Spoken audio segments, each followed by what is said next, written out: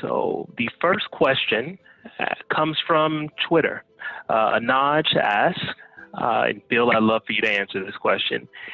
It seems like we'll be living with COVID for a while. Do you think increased automation or RPA will be required for businesses to run safely?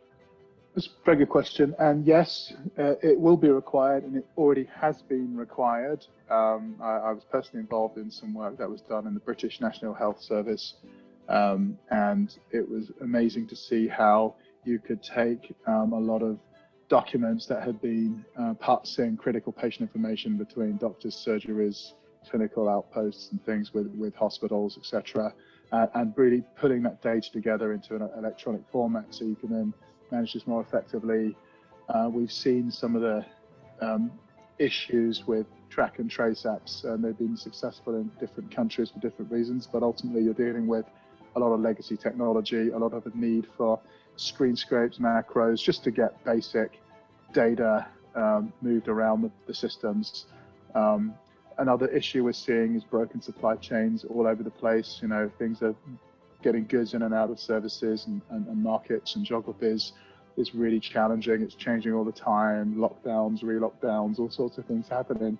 And it's a technology that is starting to be used in areas like supply chain, front office, and not just lower risk back office areas. So I definitely see it as actually a very important technology for COVID because it does require a quick fix. It is a band-aid in many cases, and that's not a bad thing.